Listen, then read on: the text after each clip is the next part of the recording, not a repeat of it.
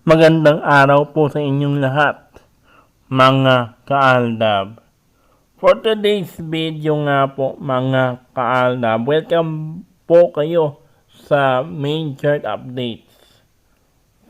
Ngayong araw, pag-uusapan natin ang first day ni Bimby Aquino Yap bilang si Alden Richards kuno ng TVJ dahil nga po kinuha na nga po at official na nga pong parte nga po ng Itbulaga itong si Bimby habang nasa bakasyon si Raisa May Dizon na Mala May Mendoza nga po ang kanilang or Aldab ang kanilang peg, no?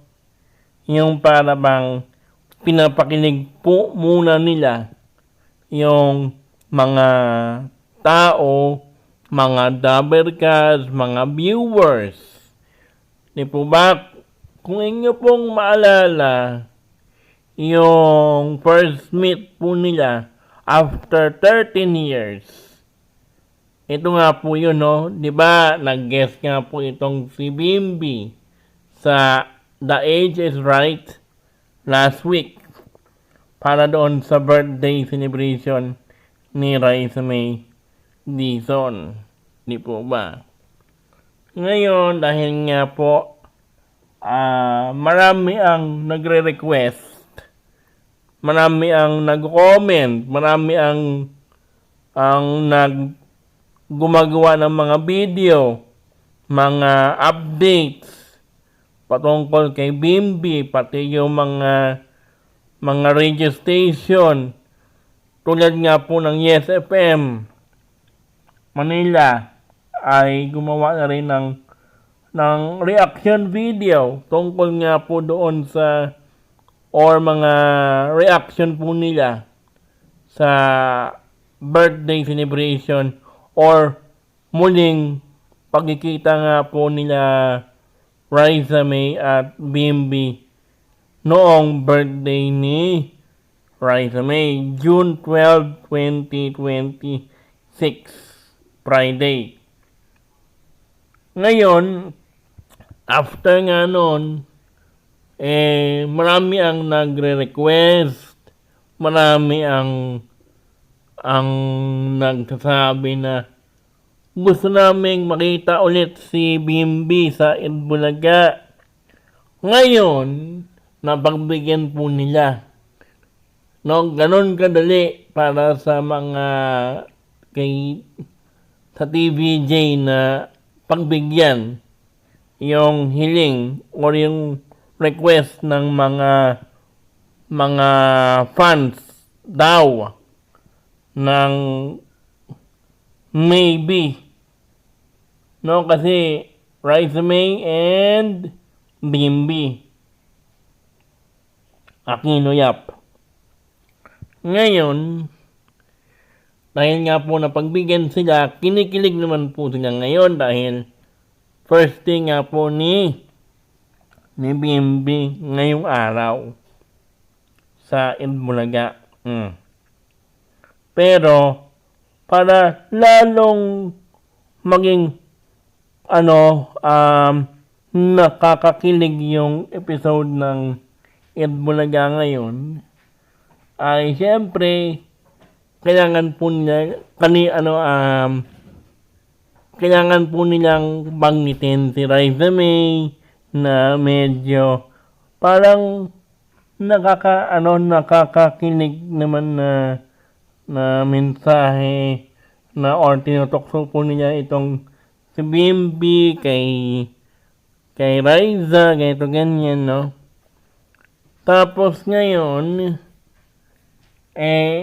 ito yung first thing niya, mga kaaldab, no? Kasi, bukas nga po ay rotation nga po niya, no? Pupunta po si Bimby sa barangay or sa mall, no? Kung saan man pinapadala yung mga host ng Itbulaga, no, mga kaaldab. Merong doon sa barangay, meron din po sa mga malls, di ba? Tapos, siyempre, ano pa lang ngayon ha, uuwi pa lang ngayon si Raisa, wala pa po si Raisa ngayon.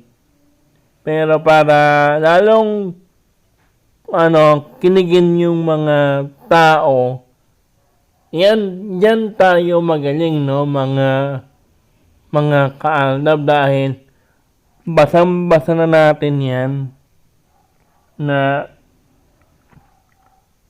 kunwari nasa barangay, nasa mall, tapos si Raisa naman ay nasa studio, di po ba? Tapos si Bimbi nasa barangay. Tapos si Raisa nasa barangay. Tapos si BMB nasa studio. Yung para bang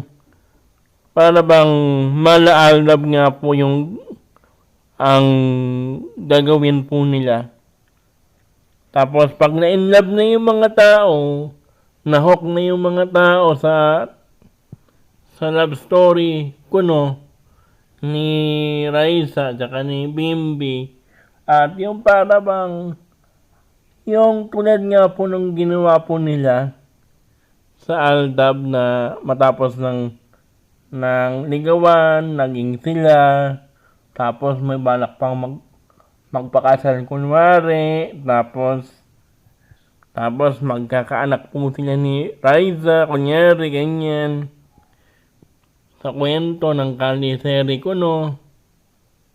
Tapos, pag na-inlove na yung mga tao doon, yan na yun papasok yung Sarsuela dahil ayaw na nila doon kay Raisa. Ayaw na po niya kay Bimbi. Gagawa na po niya ng kwento. Matapos nilang pa-inlabin yung dalawa. Kunyari, na-inlove na si Bimbi kay Raisa. Halimbawa lang naman. Tapos, kung aamin na, doon naman nila, wag muna. Hindi pa pwede. Hanggang sa, parang bang, diyan na papasok yung mga karakter na tulad din po ni Arjo Ataide na hanggang ngayon ay nandyan pa rin sa mismo sa sistema, hindi pa rin na nawawala. Halimbawa ganon, meron silang babaeng Arjo Ataide or lalaki naman na irereto kay Raisa, tapos yun din yung magiging asawa ni Raisa after ng kalye-serye kuno nila. Tulad din ng ginawa po niya kay Ming tsaka kay Alden na pina-inlove yung mga tao. Pinaasa po nila. Ngayon, ang gagawin po nila dyan, ganon ang gagawin po nila. Alam na natin yan. Yung kanilang strategy. Taon na lang yan na kinikilig yung mga tao.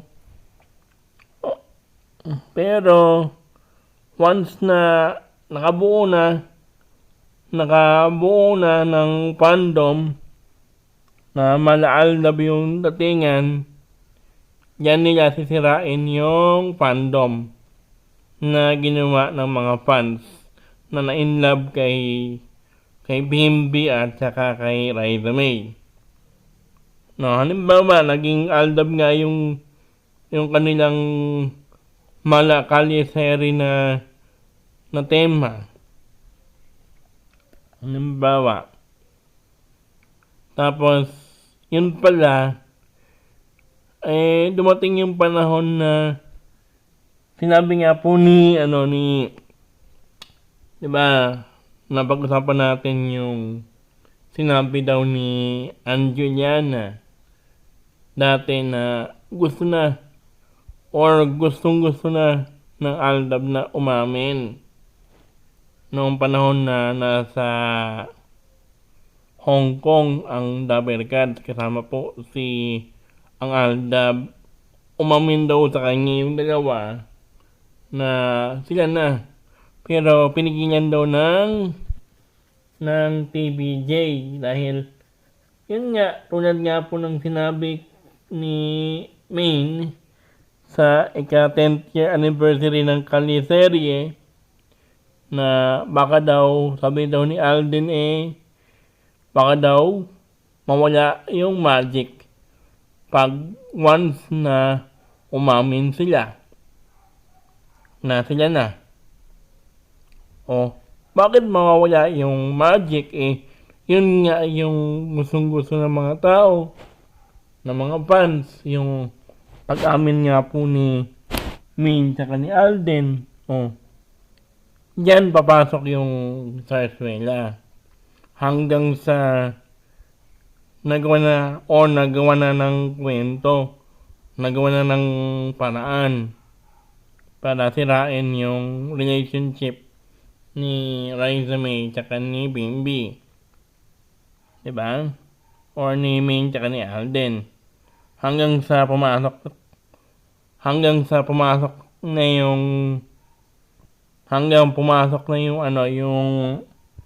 yung mala Arjo atay din na karakter. Diba? Kunyari, kagawa ng movie, tapos doon na nagsimula yung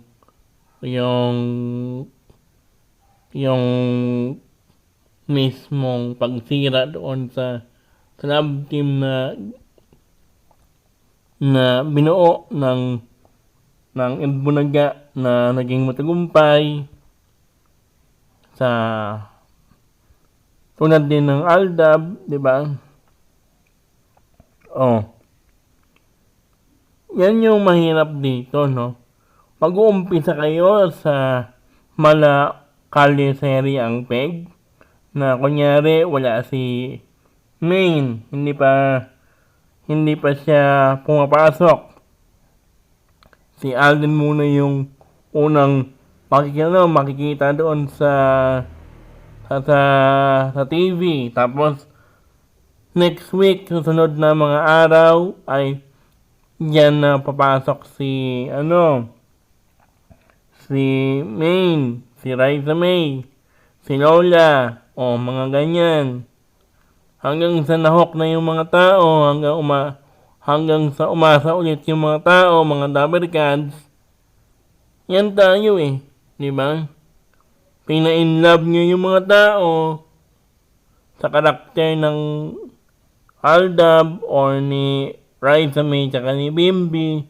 Kinikinig pa nga yung mga tao pagpasok niya Tapos mayroon pa silang, alam nyo, mayroon din po akong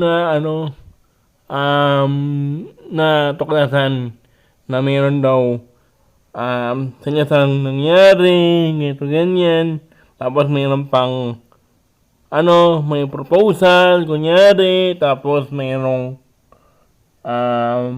pang pagdala ng pagbigay ng bulaklak kay Raisa May, para talagang nagawan portion na talaga yung ginawa po ng isang vlogger dyan sa YouTube na akala mo naman totoo yung mga sinasabi niya. Diba? Siyempre, para maganda yung engagement, maganda yung kwento niya para kay Raisa May, kay Bimbi, para bang si Mr. Destiny lang ang peg, pero babae lang ang datingan. Pero yung style niya Mr. Destiny lang. Di po ba, mga ka-Aldab? or yung mga vloggers ng Aldab na hanggang ngayon ay nag-update pa rin. Kahit na nabawasan na po kami, may mga umalis na, may mga hindi na active ngayon sa YouTube nila, pero tuloy pa rin ang laban mga ka-Aldab, no? Yan po yung ating update ngayon. Kasi ngayon kasi ngayon kasi wala po si Raisa May. Pauwi pa lang siguro. No? Pauwi pa lang. Bukas pa raw darating. Sabi raw ng ni Bossing Big Soto o ni Henyo Master Joey De Leon. Diyan tayo magkakatalo.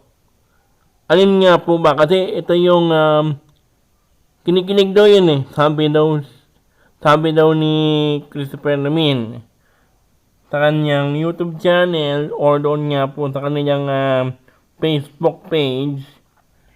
Sinabi nga daw ni Christopher Lamin na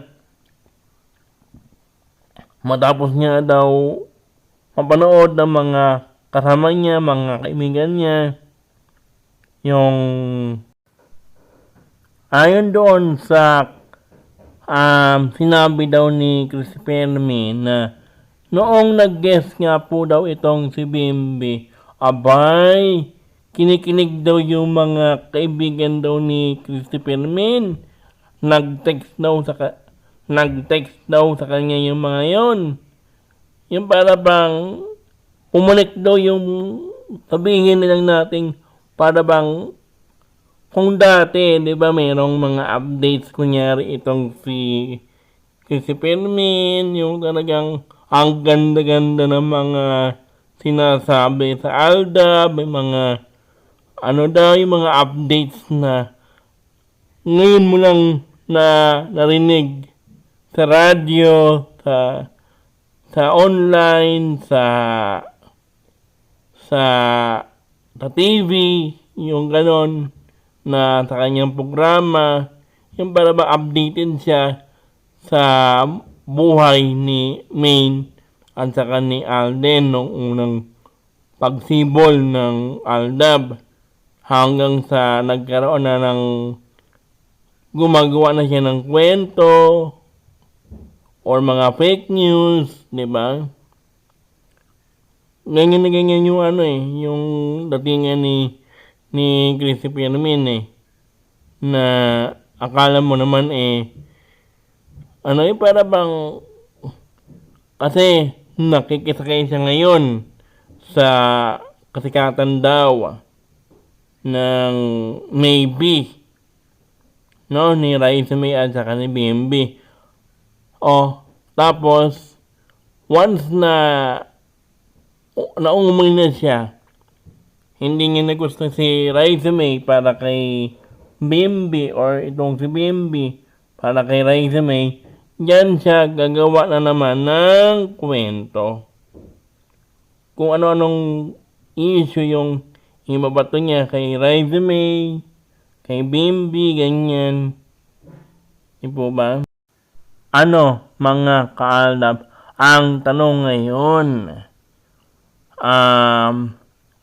pabor ba kayo dito sa ating video or sa mga updates patungkol kay Bimbi at Raisa May na maging bagong Aldab?